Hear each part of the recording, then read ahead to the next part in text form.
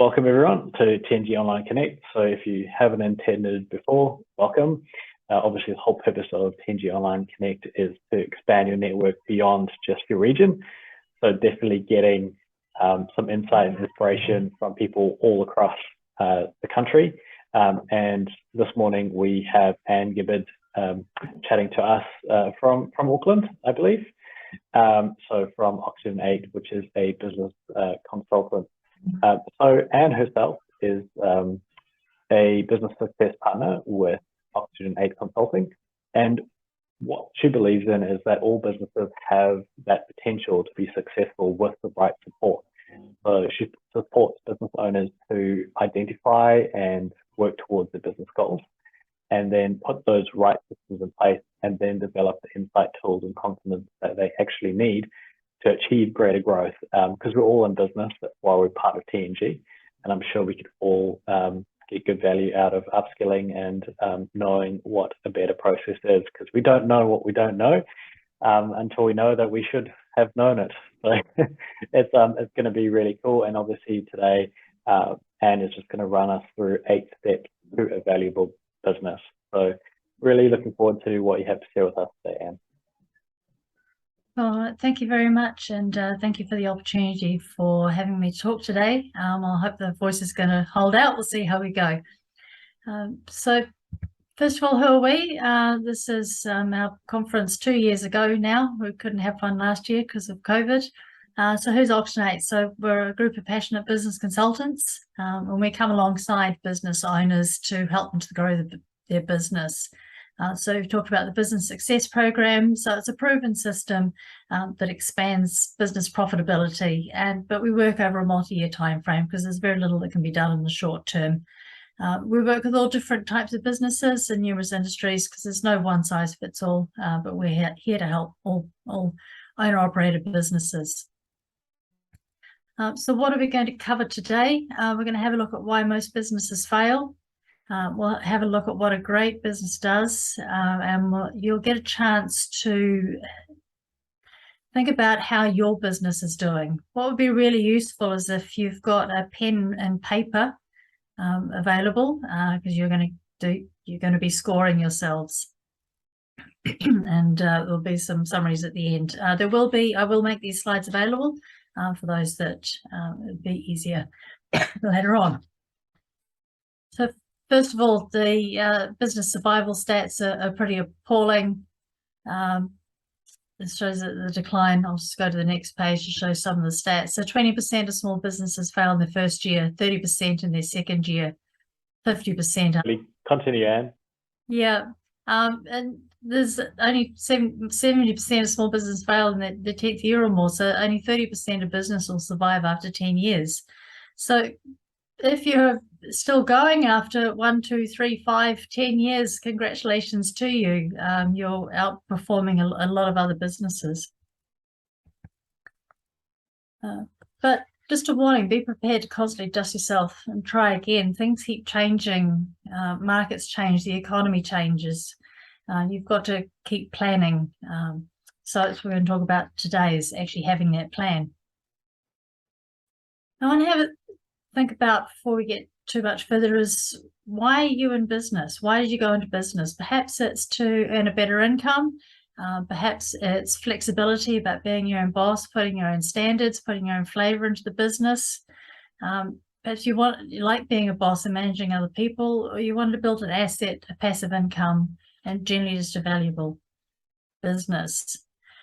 To be honest, are you satisfied with what you earn from your business? And are you satisfied with the progress you've made towards your goals in your business?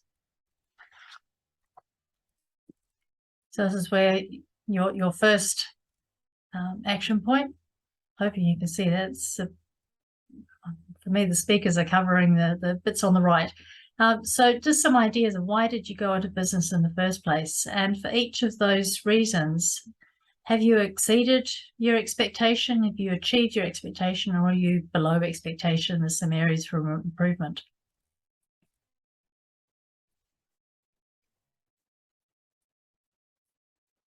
So where does your business fit? For a lot of businesses, it's a negative sum game. You're in rescue mode. So as often there's a mortgage you borrow from against the house, it goes into the business loses money, and you're not able to repay back that investment. You're juggling cash, you're working long hours, and there's some urgent action needed to stabilize the business. So that's what we call rescue mode. And unfortunately, too many businesses fall into that category. Then we've got what we call the zero-sum game. Zero-sum game when you're in improvement mode. So you feel like an owner, the money's okay, you're paying yourself wages, but there's not really any dividends coming out of the business. You're working in the business. You're focusing on staff to keep it stable, but you need strategy to maximize your profits. Yeah. So you're working hard, but you're not really getting ahead. What we really want to see is businesses in grow mode. So you're feeling like a director, you're getting good money. Importantly, the team can run the business without you. So your focus is more on the strategy and planning, but you need the right strategy and you need strong governance and implementation skills to be able to continue to grow that business.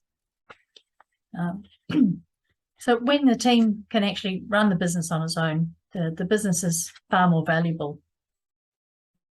So back to your step, where do you see your business? Are you in rescue mode? Are you in improve mode, making okay money? Or are you in growth mode?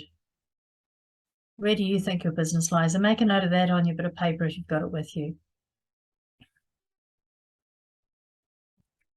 Now we're going to have a look at why most businesses fail. There's a really good book called The E-Myth by Michael Gibbard, and one of the things he talks about is that every business needs 3 people in it.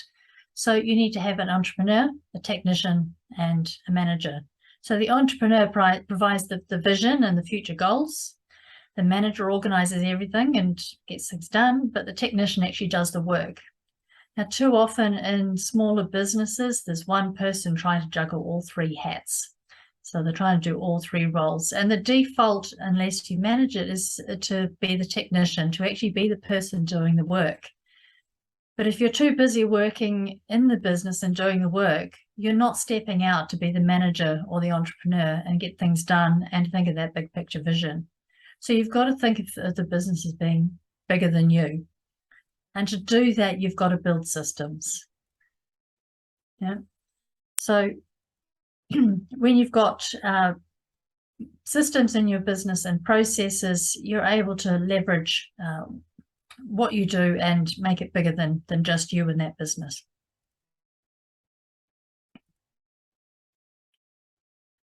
So who's doing what in your business? Do you have someone being the entrepreneur, someone being the technician, someone being the manager? And how well is each of those roles? Are they strong, average, or do you think it needs work?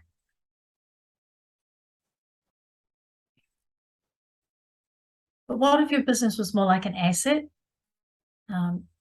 You've got somebody to work on your business with you. Would that make a big difference in your life? So on a scale of 1 to 10, how well do you think your business is doing right now? From 1, it's a disaster, to 10, working perfectly.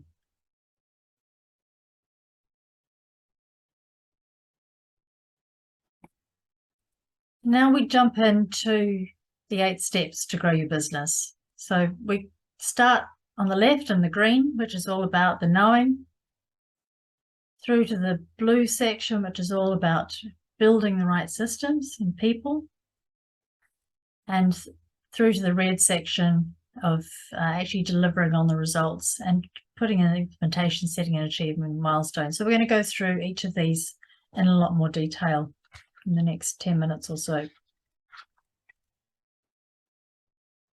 So the first one in there was all about having a personal vision.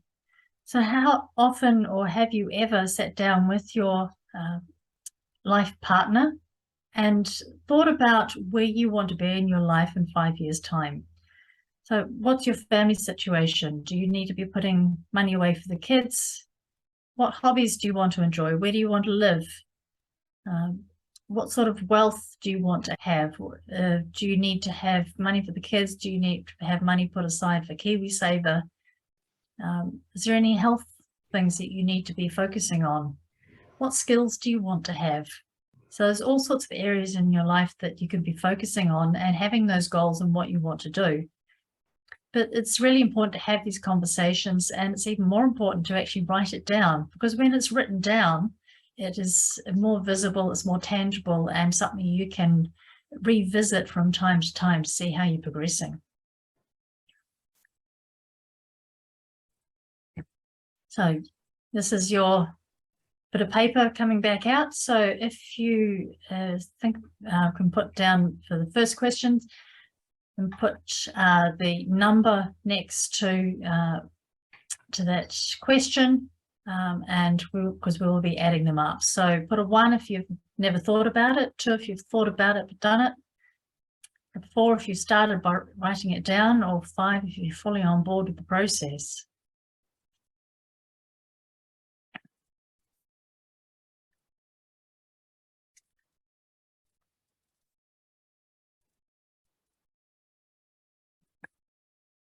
So now we've got a personal vision. The next step is our business vision. Now, that thinking back to the reason you went into business, and part of that is to provide the lifestyle and the income to enjoy that lifestyle, which is why we always start off with the personal vision.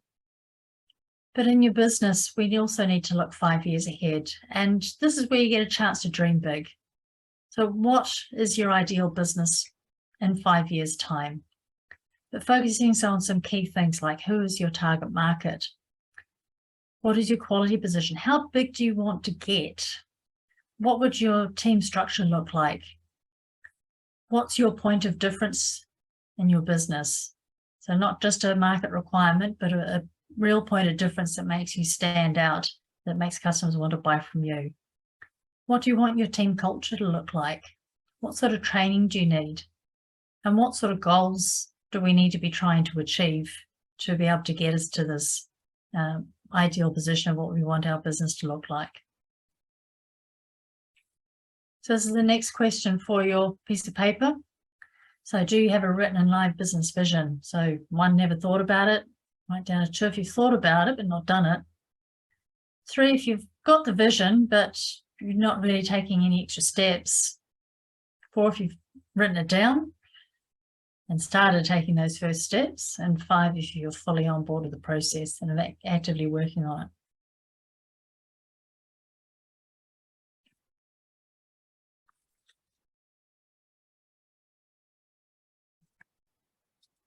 We talked about having a point of difference or discovering your advantage. This is an image from the America's Cup a couple of campaigns ago.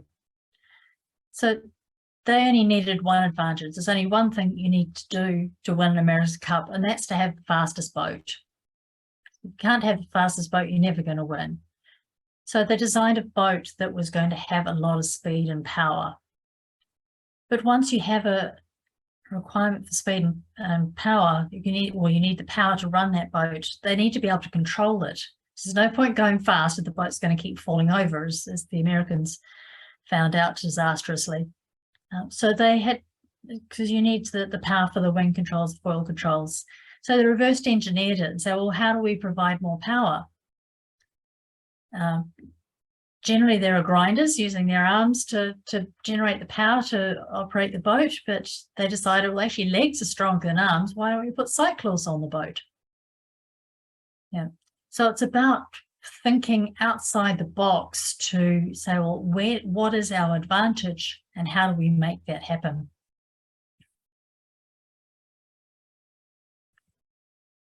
One way we can do this is to do a basic SWOT. You've probably done one of these before. So strengths, weaknesses, opportunities, threats. But a key thing to doing a SWOT analysis is to remember that strengths and weaknesses are internal. So it's things that you can control. So it's whether it's to do with your advantages, your resources, your marketing, your reach. Weaknesses can be competition, it can be timescales, supply issues, communication, all sorts of things. So what are things that you control that aren't quite working properly and could do with some work. So opportunities are where you can look for some market development. Where is there a gap in the market? Is there some technology there that you could be putting in place to stand out? And threats are often environmental, whether it's climate change, reducing emissions, increasing prices, the economy, legislation is often a threat that falls into there. Normally when I run this workshop, we'd have a chance to go through and write this down, but perhaps it's something that you would like to do after this presentation and work through those strengths, weaknesses, opportunities, and threats in your business.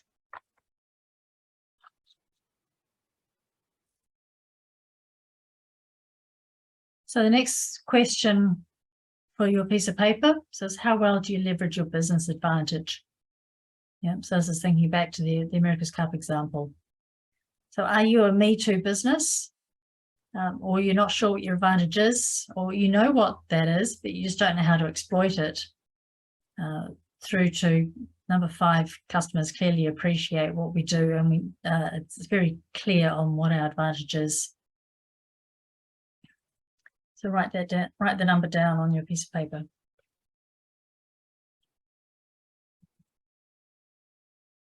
So we've got a vision and we have a point of difference. So we need to set the direction. And to set the direction, we need to make a plan. Yeah. So a good plan violently executed now is better than a perfect plan next week. It's a quote by General Patton. It's one of my favorite images.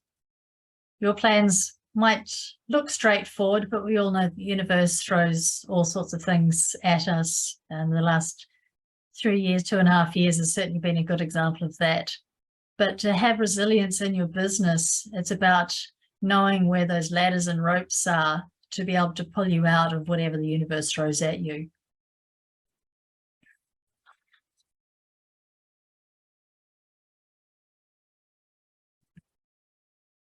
So the next question for your piece of paper, how well do you plan your strategy for your business? Write down a 1 if you've got no plan. 3 if you've taken the time to write it down. Perhaps you don't always follow it, or 5, it's a living document, it really gets reviewed and acted on regularly.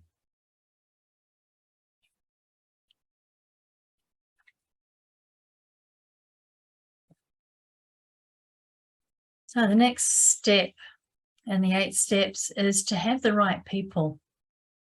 So it's not only having the right people, it's also having the right culture in your business.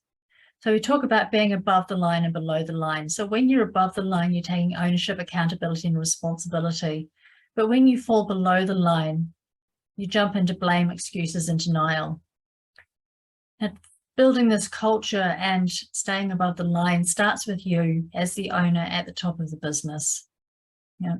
Because if you talk the talk, then they will follow that. And I often talk about staying above the line with the clients, and it pulls them back out of the woe is me, this is too hard.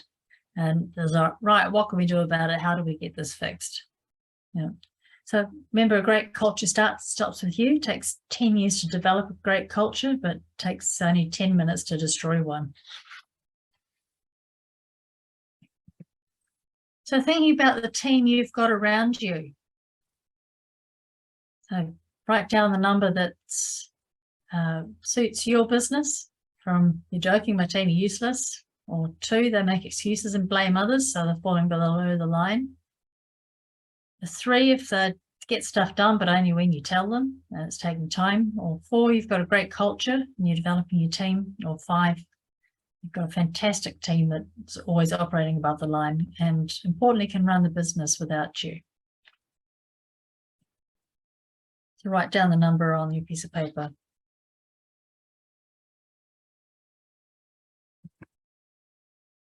The next step is to have really good systems.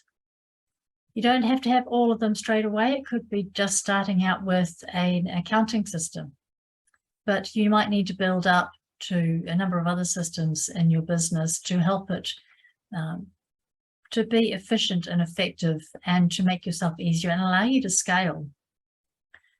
Now, the business needs to be able to operate on its own, so that people in the business can run it without you. Because a business that generates cash without the owner's constant input can be 10 times more valuable where the owner has to work in the business. And you can't do that without building really good systems. So again, the next question for your piece of paper: how well do your business systems support your strategy?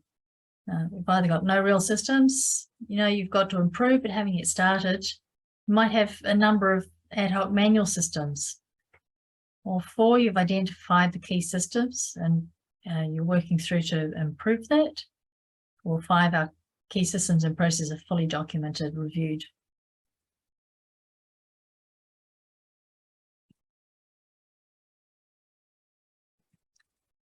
The next step is sales and marketing.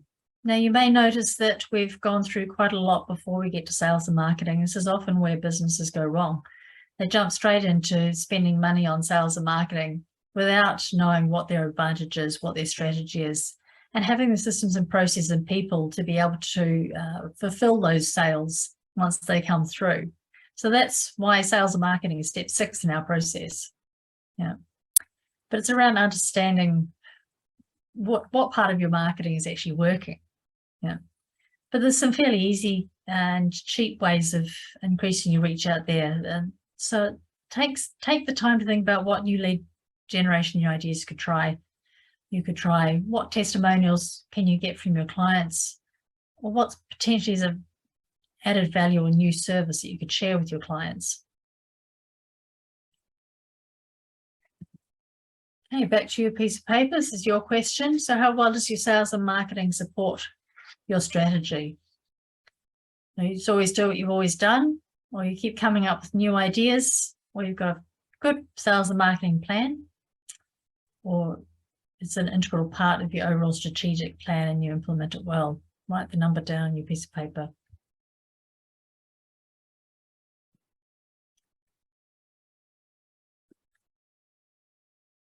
Once we're going with running the business, we need to be able to actually manage the business. So it's about having accurate financials and KPIs.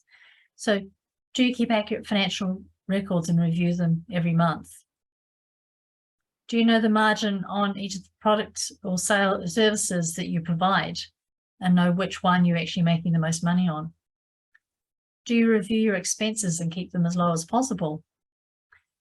Do you do a budget every year and compare your progress against budget? And if you do produce a profit and loss P&L or cash flow, do you actually understand the numbers and what they're telling you, or do you need someone to help you to interpret them?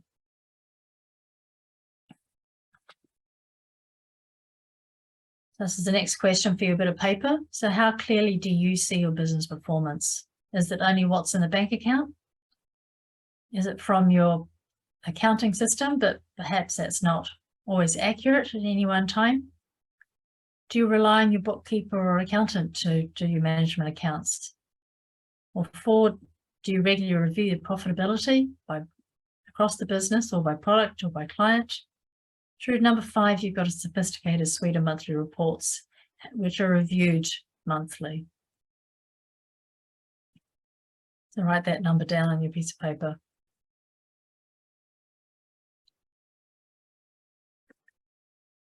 And lastly, we need to set and achieve milestones. So we started off with our personal vision and our business vision, looking at where we wanted to be in 5 years. We then need to break that down to 3 years, 1 year, and then do a 90-day goals. So what are we going to work on in the next 3 months? So do you use a task list? Do you always achieve what's on your list? Now, people can overestimate what they can achieve in the short term, but underestimate what they can achieve in the long term. But it's important that we're always doing something we've planned to move the business forward.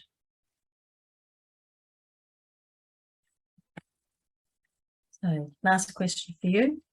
So how well do you manage and implement tasks? If you don't have any systems for setting goals, you've got a task list, but you're not good at getting things done.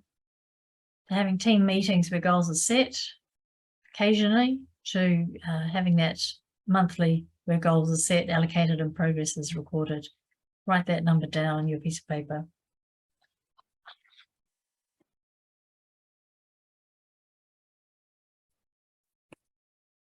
No, vision without execution is hallucination. I think that's a great quote. Right, so hopefully you've written down the numbers from all those questions.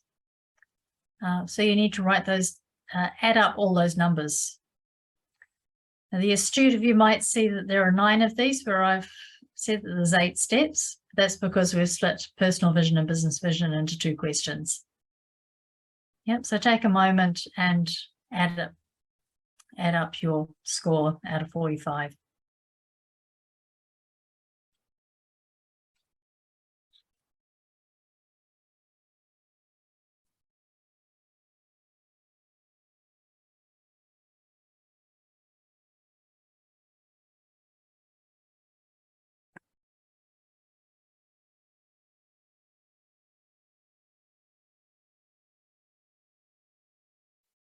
Okay, so right at the start, I asked you to think about whether your business is in rescue, improve, or grow. And now we want to compare that against your score that you've just given you. So if you've got a low score in your improve mode, for example, so the business runs on your personal ability, you must be incredibly busy and hands-on. But if you're not there, the business could die. But perhaps you're in grow mode, and you've scored 25 to 39. So you may be in a competitive market, a good niche, but the focus should be on ensuring that there's constant movement and the business needs to adapt rapidly to changing conditions or new competition. Yeah. So have a look at where you put yourself in your score. And I'd love to have your feedback at some point as to how that describes where you are in business. But also have a think about what the challenges are in your business based on what we've talked about today and what has to be fixed.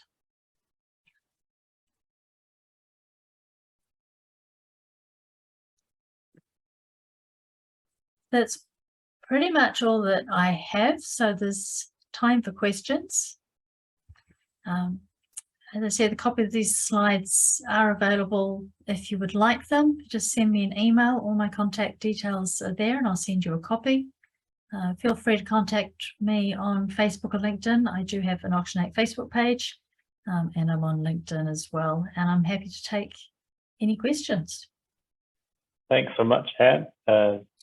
Really good to do those checkups on our business, and yeah, definitely that E-Myth revisited. The book is a great read.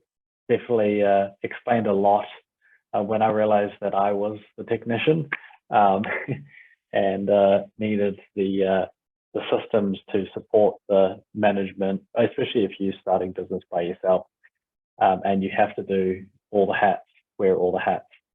Absolutely. I think the biggest thing that I learned was definitely, if you're going to do it all yourself, then you need the systems to support the management and entrepreneur side of the equation. Yeah. So we can focus on the And it's about understanding, well, where do you actually add the most value to the business and what do you enjoy doing?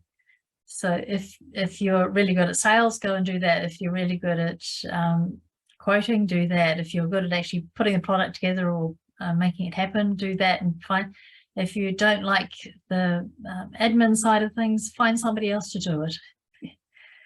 Find out what you're good at and work out which hat is the best one to pass on first. But remember, with that, it is delegation, not abdication. So you're still in control and need to being able to monitor and direct the person that's doing that and setting those KPIs and job descriptions well, so that person comes along with you on your ride to growing your business. And did you have Yvonne, did you have a question?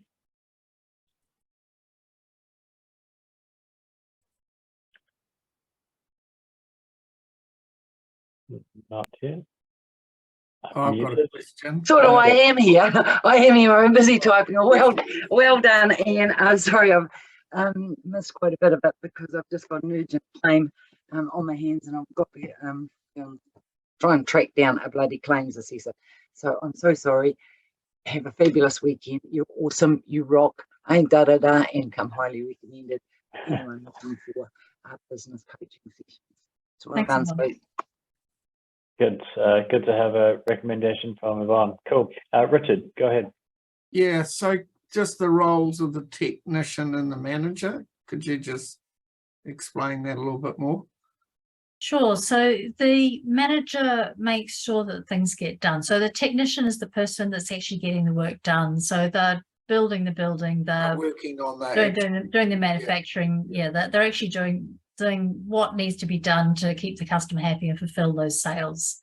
The manager is there to manage the people. So it's around making sure that all the systems and processes are followed, that the people are happy, they're doing the right thing, and they're putting the plan into place. Whereas the entrepreneur is thinking about those big picture ideas. So it's around, well, where are we going in our market? Do we have the right levels of quality in the business? Is there a new product that can go out there? Are we making sure we're making the right margins on all our products, and thinking about all those big picture ideas?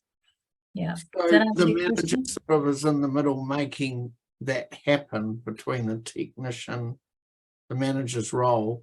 Is that the difference? The technician's working in the business and the manager's working on the business. Is that? Yes, yeah. So the manager makes sure that everything gets done, whereas the person actually getting the product out the door or the service out the door. Yeah. But you can have somebody wearing both hats, but it's around making sure that you're not so busy working in the business that you don't take that time to step out and think, are we doing things right? Are we following the plan? Is there anything better that we can be doing? Yeah, is everybody happy? Are the customers happy? Are the staff happy? Yeah, so it's taking that time to step out from constantly doing, like Yvonne's really busy trying to get a client claim out, that's busy doing, but you've got to actually step back and think, well, what needs to be done? Yeah, oh, that's great. Thank you. As a sole trader, so are you saying that you can be all three, but to allocate different times for different roles, or is it best to actually have three separate? No, absolutely, you can be all three as a sole trader. Yeah. It's around, we talked a lot about time blocking and flow. So I know you did a lot of creative work. So it's around blocking out those big chunks of time for getting your creative juices flowing and getting some of that work done. But it's also about allocating time in your diaries to say, how am I going to grow my business? What are some of the things on my plan that need to be ticked off? And just putting in an hour aside a day to work on your business rather than working in your business. And every month, every 2 months, taking that step back again and thinking like the entrepreneur and saying, am I heading in the right direction? Is there anything different I can be offering? What's a new product package that I can put together? What's a new service offering I could be putting out there in the market? Is there a new audience that I could be talking to? Mm-hmm. So it's absolutely, you can be all three, but it's around allocating that time and stepping back where you need to put that hat on and think at that level. Yeah, thank you. Definitely getting a default diary or having a default diary. So you can just allocate that time throughout your day or throughout your week. Definitely was an eye-opener for me. So yeah, going from 1 to 2 to 3 to a team, you know. So yeah, for small businesses, there really is this trap of not working consistently across those areas. You want to ensure that you've got some of that time for all of those hats booked at an appropriate level. Otherwise, you get this feast and famine sort of thing going on all the time, because you're all the time just trying to produce, and then all of a sudden the marketing drops off, and so the inquiry drops off. then holy heck, I haven't got any work to do. Then you go push the market, and all this work comes in, and you always sort of got this treadmill thing, this up and down. So it's around trying to move away from that and be consistent in terms of how much time is appropriate around wearing those different hats, and trying to make sure that you've got those in place on a regular basis. Yeah, I feel like I'm in that funny growing phase where like, yeah, making sure that I do allocate enough time to those different hats, and yeah. Okay, balancing out. Particularly important with the marketing, as you say, Ron. It's marketing something that has to be done consistently, whether you're busy or not, because otherwise you do get in that trap of marketing when you're quiet. But you need to be marketing while you're still busy before you get quiet, so you don't get quiet. I might add a slightly different concept on top of that as well, and you talk about this out in terms of what you like doing and what you're good at doing, and there's the stuff that we'd refer to as you working in your genius, which is what you're bringing to that business, identifying what is your genius, and when you're working in your genius, and also identifying what are your high payoff activities and what are your low payoff activities.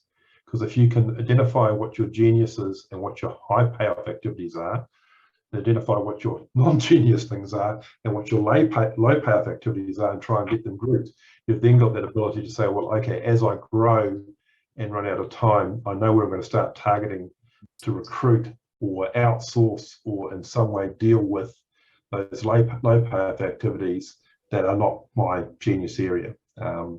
So that's you know, how you start, because that's in a small business, one of the hardest things too is that next step in terms of, do I bring on a resource? That's a massive big step in terms of, you know, getting that enough resources together. So now I've got to actually pay another person, I'm going to pay another resource to do this thing for me. So it's if you're able to start thinking ahead in those terms as well. Sorry to jump in your hatch there, Anne. That's okay. There's definitely lots of resources. Obviously, do have a chat to Anne as well. The things like, it was a fun skill matrix. I think that was one of the things that I was taught. You know, the things that what do you find fun, and what is actually critical to the business, and then do those all you know, palm them off to someone else. But definitely, go ahead, Anne. The other one that's really good is another matrix, is the importance and urgency matrix. So if it's important but not urgent, sorry, I've got to think off the top of my head here. If it's urgent but and important, you're always firefighting, and you're taking up all your time in that firefighting. I call that the red box. If it's important but not urgent, which is where business planning often falls in, it often gets forgotten because you're too busy firefighting. But if you spend a lot more time in that area, you will spend a lot less time firefighting, because you've got the plans and structures and processes to be able to cope with that. And if it's and the other scales is either don't do it or delegate it. So yeah, it's a good time to put some time in your diary to work on the stuff that's important, that you know need to do. It's not urgent, it's not getting your services or product out the door, it's not firefighting, but the more time you can spend there, the less time you'll be spending fighting those fires. The reason I'm not a firefighter, didn't want to be one. So yeah, no, definitely those processes help so much. And obviously, if you do have any questions, please feel free to reach out, connect as well. I mean, that's what 10G Connect is all about, helping our members help each other, and we can all grow our businesses. So so good. Talking about our businesses, we'll do a quick wrap around the room. So what you can do is just, well, firstly, thanks, Anne. Appreciate the content that you've provided today, and thanks to everyone on the call as well for providing some insight. So what we'll do, just do a quick wrap around the room. You can introduce yourself, your business, what you're doing, and then we can go forth until our weekend. So I'm just going to start with Richard, who in my screen is that way, but could be all higgledy-piggledy on your screens. But Richard, let's hear from you. Yeah. Good morning, everybody. I'm Richard Gardner from Always Property Management. I manage rental properties in the Manawa 2 and the Taura region, and we specialise in optimising landlords' returns. Imagine if your total rent due for the month at month end didn't come in, and the landlord didn't communicate, the property manager didn't communicate with you, and you ring up and find out that the tenant had left because they had vacated because the flat was too cold. And then you sort that issue out, and the new tenant stays long term. But what I learnt from that was the fundamental, most important aspect of property management is communication. Being authentic and transparent with both tenants and landlords is really important. Tenants are customers, and they deserve to be treated as such. And a happy tenant equals a happy landlord. So a great referral for us is a landlord who wants a professional, trustworthy service and understands the importance of looking after tenants is the best way to optimise their return.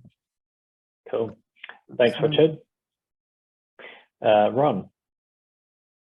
Yeah, hi. I'm Ron Shelwick. I'm one of the two advisors here at MyBiz. We're business coaches and consultants, so pretty much similar stuff to Anne, presumably.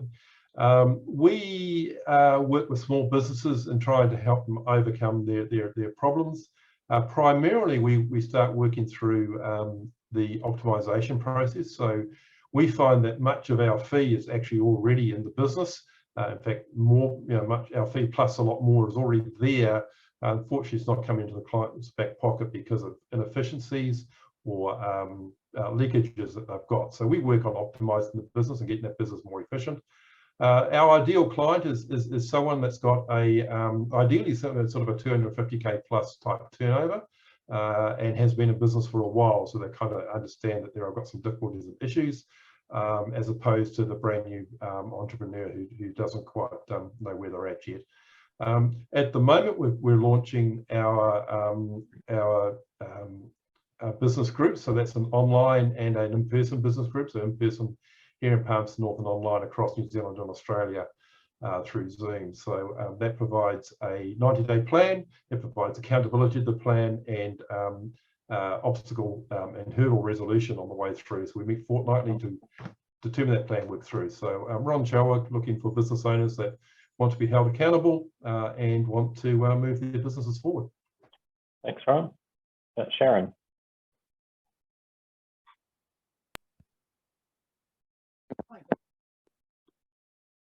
It is. Hi guys, Sharon Cowie from SJK Accountants. Excellent presentation, Anne. That was really timely for me. I really enjoyed it. We are an accountancy practice working with small to medium-sized businesses on Auckland's North Shore mainly, although in today's world we definitely have clients outside of Auckland.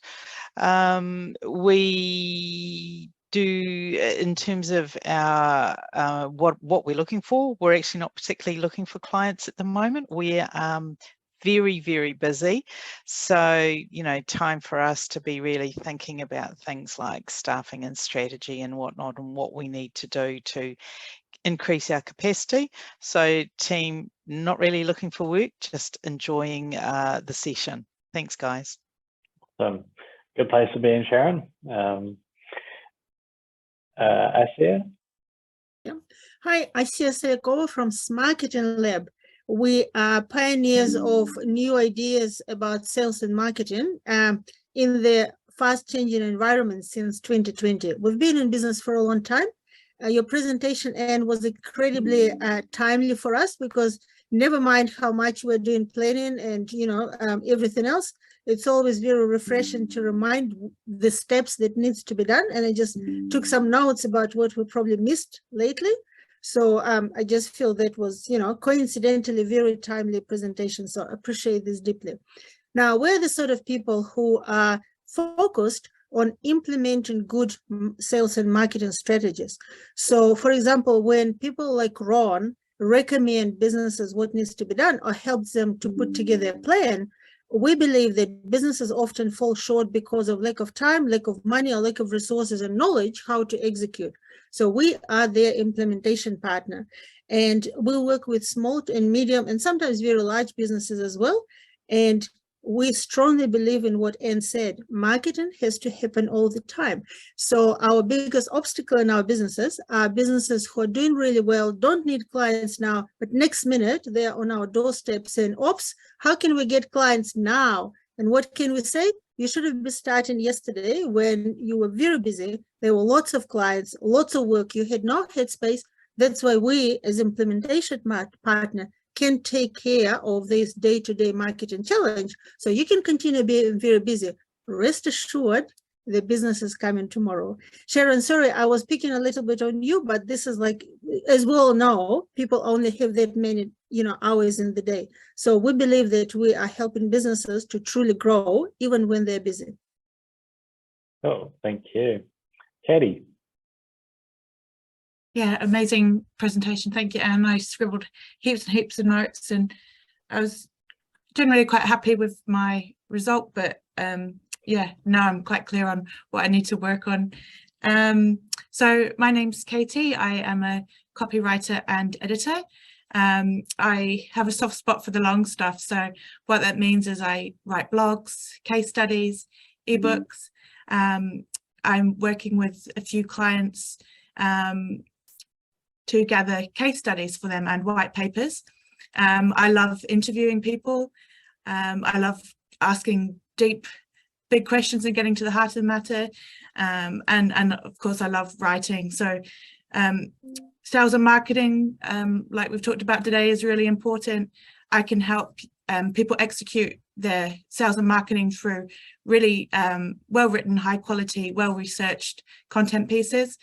I take the burden away of contacting the client, so I can get really great testimonials and case studies for you, and that's what I really enjoy. So if you have any needs for regular informative content, or if you know any clients that would benefit, I'd love to have a chat. So it's Katie, and my business is Katie Rickson, copywriting and editing. Thank you.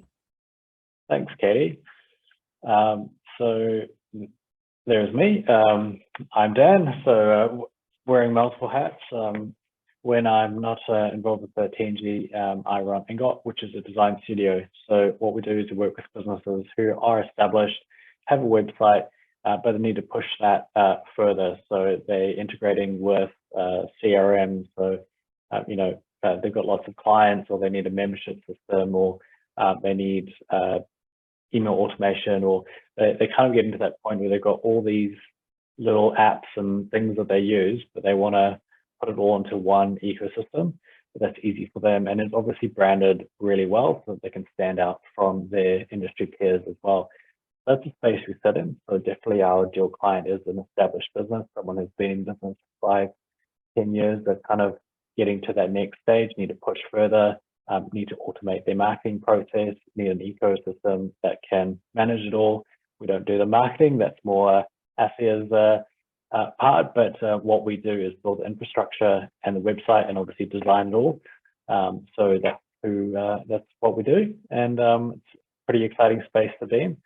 And definitely, Anne, thanks so much. We probably one of the best things we ever did when we were starting out was get a business coach. And then the next one was joining TNG. So that's the two things that definitely contributed to helping me better understand the things that were lacking in my business and how I could actually scale, and went from 1 to 2 to a team of 4. So now, and it's cool. It's nice to have been able to look back and see how those processes help. So definitely business coaches are they're coaches for a reason, and they are recommended for a reason. So thanks so much, Anne. And before we wrap up, was there anything else you wanted to share or recap? Any good books to read? Well, obviously the Michael Gerber one, and a lot of it's about understanding your value as well as some other. There's plenty of good business books out there, but if you've got a particular challenge you want a book to recommend, I'm happy to have a chat. We do run a free business diagnostic for all businesses, so if you want to sit down and have a full work through of where some of your challenges are, happy to have a chat with you. Awesome. Well, thank you so much, Anne, once again. Thanks, everyone. Thanks, Richard, Ron, Sharon, Asia, and Katie. It's nice when you've got a small group and then I can rattle off all the names without having to scroll. But it's great. Thank you, everyone. Obviously, the video is going to be on the YouTube channel as well. So once Melanie's back to Wellington and Auckland, gallivanting around the country with her kids, we'll get that on the YouTube channel as well. So thanks, everyone, for joining, and we'll